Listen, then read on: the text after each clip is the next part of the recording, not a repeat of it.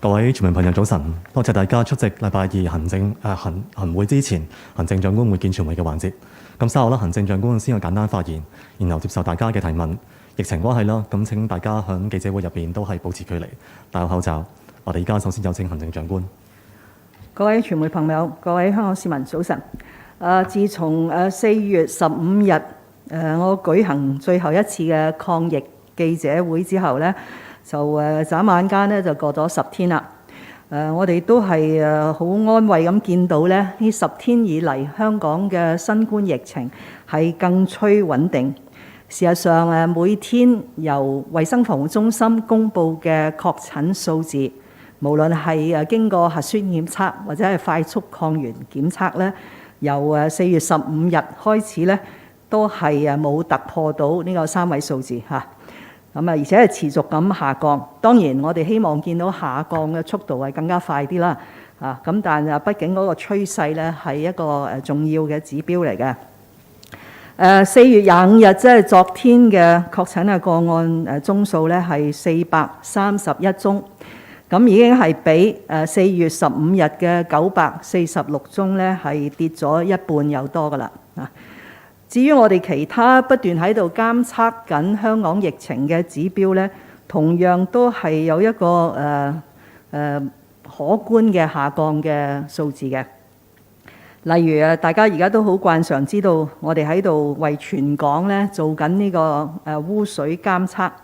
污水監測嘅人均病毒量係由10天前，即係4月15日嘅每人每公升嘅69000拷貝呢，係跌咗60%，去到最新嘅數字呢係26000拷貝。至於透過污水監測發出一啲警號，而我哋去做圍封強檢，喺圍封強檢裏邊揾出嚟嘅陽性個案比率呢，亦都係由4月15日嘅0.73下降到0.23%，下降嘅幅度呢係大約70%。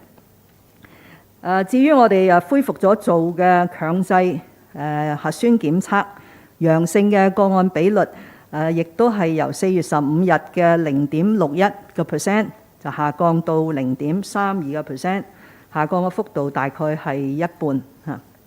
咁如果大家睇兩個由港大研究出嚟嘅數字呢，最新嘅即時有效繁殖率，即係話病毒可以一個人傳俾幾多人呢？最新嘅數字係4月17日，換句話說已經係復活節假期嘅期末啦。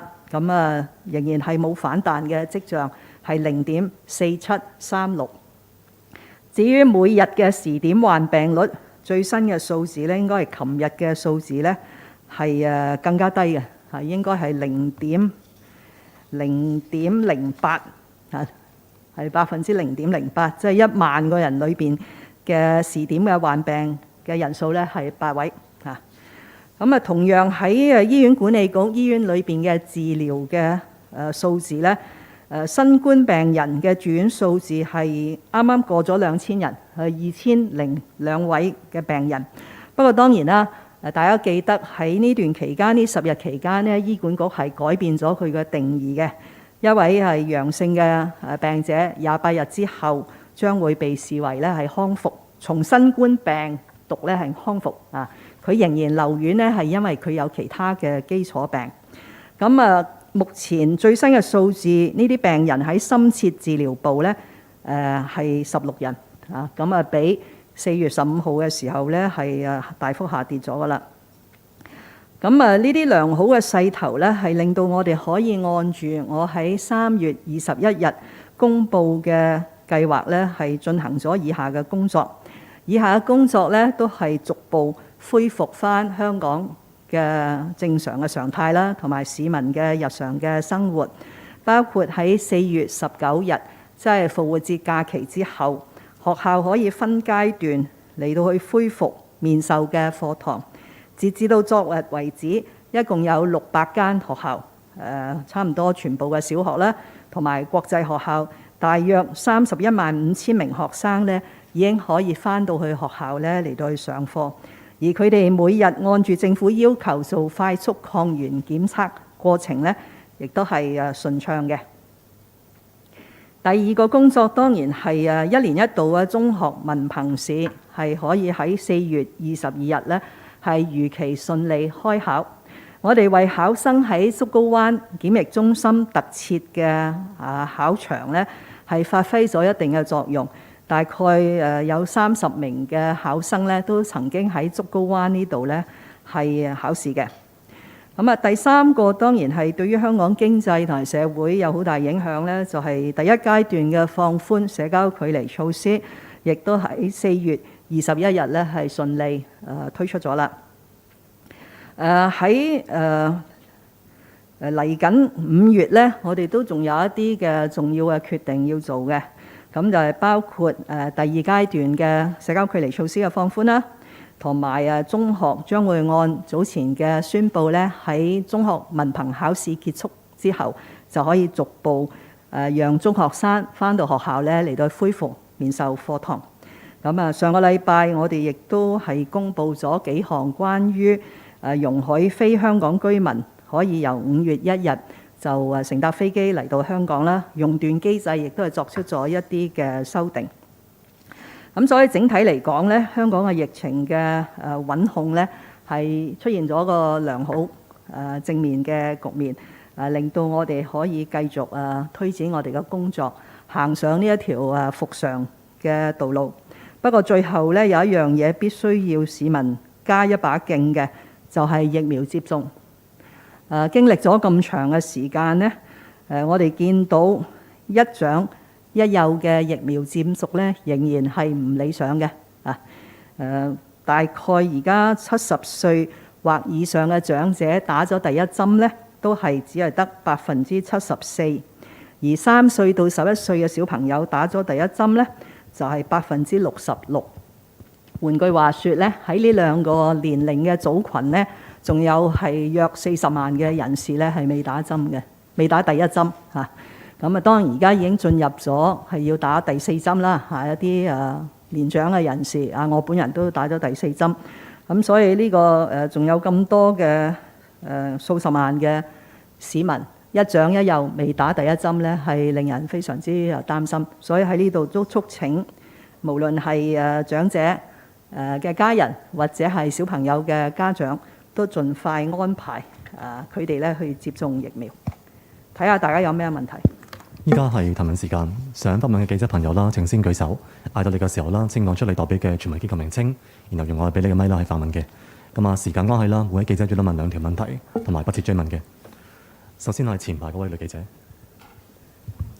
Good morning, Mrs. Lam. So we would like to ask a question from SCMP. So do you see the recent commentaries from People's Daily and other state media on sticking to zero COVID a warning against further easing the border control measures or social distancing? And will you consider further lowering the flight ban threshold or easing the social distancing restrictions, given there is no rebound of infections following the Easter holiday? And second, you have repeatedly say that Hong Kong's press freedom is not under threat. But yesterday, the FCC becomes the latest body to have withdrawn from a human rights press award. And a former university scholar known for outspokenness in the press has also left the city. So given the uncertainties, how can it be said that Hong Kong's press freedom is still thriving? Thank you. First of all, I have repeatedly said during the last 2 years of fighting the epidemic that the situation has to be continuously reviewed and the right decisions have to be made, trying to strike a balance between the public health considerations, the socio-economic development needs, and the people's tolerance and acceptance level. So with that in mind, the government has to continuously adjust its policy measures, and that's exactly what we have done. It is gratifying to know that after more than 3 months since the 5th wave of COVID-19 hit us and hit us hard in Hong Kong, we are on the road or on the path to returning or resuming normal activities. So as far as social distancing measures are concerned, we will continue to press ahead with the three-stage relaxation that I have announced on the 21st of March, unless there was a sudden surge in COVID-19 infection cases. But that looks quite unlikely based on our observations and the experts' advice because of the high level of hybrid immunity that Hong Kong has achieved. So we have effectively and successfully rolled out the first stage. And I noticed that many Hong Kong people, many restaurant operators are very happy with this first stage relaxation. So the second stage is intended to take place about a month from the first phase. That is maybe the second half of May. So this is the plan at the moment. As far as border controls, these are still very important measures in order to reduce the importation of infected cases into Hong Kong, especially when many places are already removing their restrictions and social distancing measures, etc. So we still have this policy to prevent and reduce a large number of imported cases into Hong Kong. But again, using my analogy of trying to strike the balance between the three factors, we have made certain adjustments and announced them last Friday to take effect mostly on the 1st of May. So for the time being, we don't have any further plans to further relax the border controls or the flight ban or the flight suspension measures that we have put in place. About press freedom is one of the rights and freedoms enshrined in the Basic Law. And in the last 25 years since reunification, all these human rights and freedoms have been safeguarded and upheld in the Hong Kong Special Administrative Region. But from time to time, there would be some concerns and worries arising from isolated incidents. So I would say that the two examples you have given are those isolated incidents which might have given people that impression, especially people who tended to misunderstand the constitutional safeguards for press freedom. And that is, one has to observe the law in exercising your freedom. So I have no particular comment on those two incidents that you have quoted, because the first incident is an award event which was organized by a private organization. If that same organization decided not to hold that event, a government official could not comment on it. The answer has to be given by that particular organization. And the second incident is about people leaving Hong Kong, whether for good or for a short while. This is in exercise of individual freedom to enter and to exit Hong Kong. Again, it is a right enshrined in the Basic Law. Thank you. 下位記者提問，後排最邊嗰位女記者係呢位，唔該。早晨，林太 TVB 嘅，咁想問翻咧，即係而家個疫情已經去到400幾宗啦。咁我哋見到無論社交距離措施，還是係我哋外防輸入放寬，就係俾啲唔係香港嘅人都可以入嚟香港，係咪清零無望呢？會唔會呢一刻真係仲做唔做全民強檢啊？係咪即係個成本效益真係唔符合呢？落去就係亦都同樣地係因為我哋嘅確診數字低啦，社區隔離設施咁大量嘅時候，會唔會需要關閉啊？同埋嗰啲人呢喺裏邊做嘢嘅合約期係幾時完？會唔會存在白俾人工？唔該。我頭先已經解釋過啦，喺呢個抗疫嘅過程裏邊呢，我哋要不停咁去檢視香港嘅疫情啦，亦都要不停咁去評估究竟喺每一個階段面對咁嘅疫情，特區政府應該採取啲咩措施當然喺考慮採取咩措施嘅時候，就要考慮嗰個對於社會經濟發展嘅影響。否則就要付出一個好龐大嘅代價，亦都要考慮我哋700多萬人佢嗰個能夠承受嗰個嘅程度。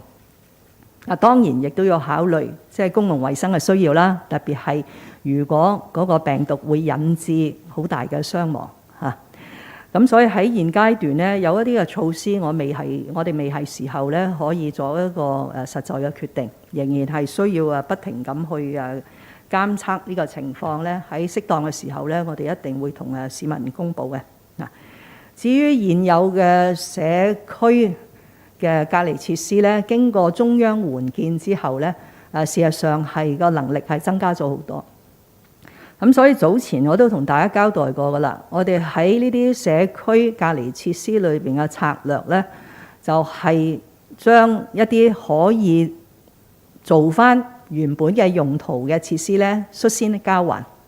咁所以首先交還咗嘅咧，就係兩個公共屋邨裏邊嘅3棟出租嘅公屋，就還返俾呢啲準嘅租戶啦，同埋係2個原本都未入伙嘅過渡性房屋亦都係交翻俾非政府機構營運，等佢哋可以配俾一啲嚟到改善居住環境嘅家庭啦。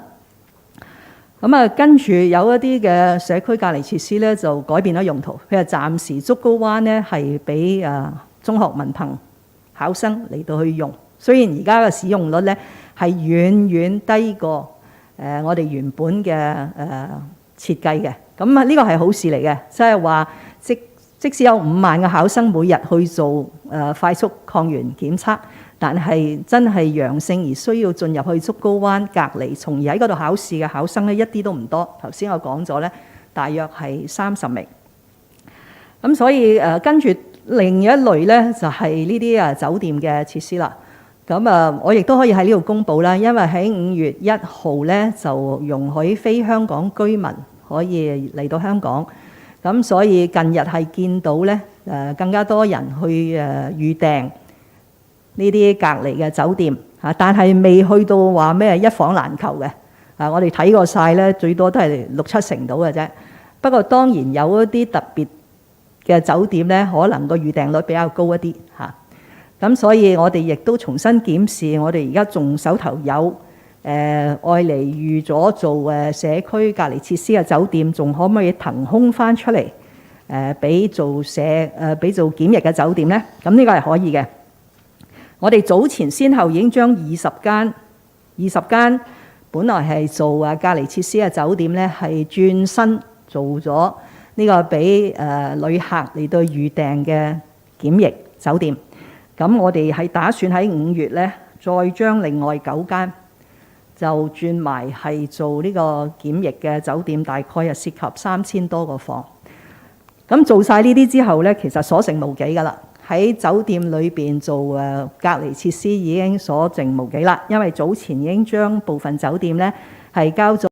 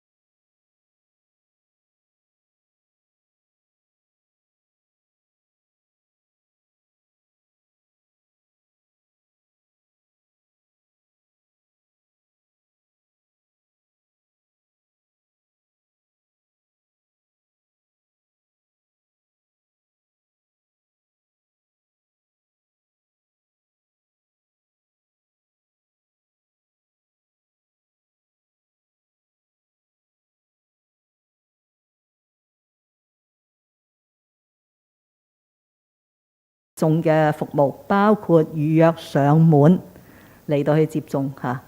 相比其他國家咧，即係我覺得香港喺疫苗接種方面咧，已經係全方位咁去幫市民嚟到去打針嘅。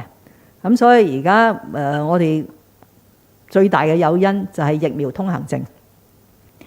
如果唔打針，根本好多地方去唔到啦，係咪啊？嚟緊呢，我哋呢個月底呢就進入去疫苗通行證係需要第2針，5月底呢疫苗通行證係需要第3針。咁如果有啲市民儘管有咗咁大嘅誘因即係話你唔打針唔去得食飯，唔去得飲茶，唔去得即係睇戲，佢都選擇唔打針呢，我哋真係諗唔到做咩方法嚇。當然有人提過話俾錢不過如果係呢，我哋就成為全世界真係少有要用俾錢嚟到去叫人打針嚇。我亦都唔相信呢個會帶嚟一個好大嘅即係嘅成效嚇。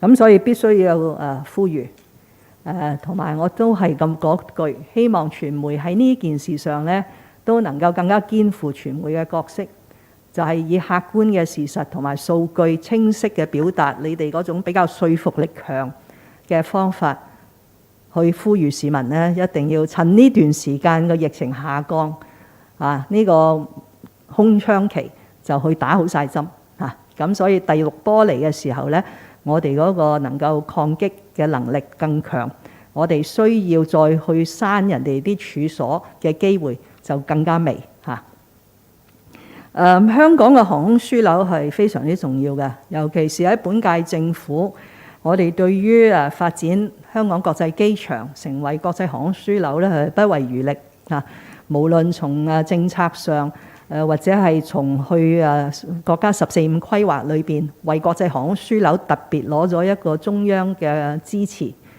以至到去喺粵港澳大灣區裏邊亦都攞到中央嘅支持咧，讓香港國際機場能夠同珠海機場咧係更加有協同效應嚟到去發展。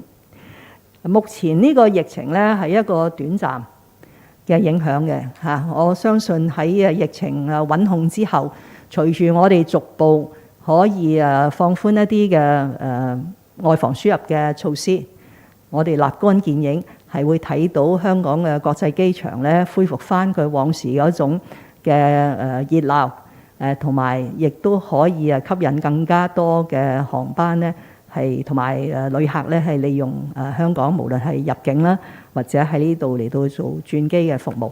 咁所以呢個工作咧我哋會繼續進行。多謝大家。好啦，今日嘅時間差唔多啦，我哋下次再見，唔該。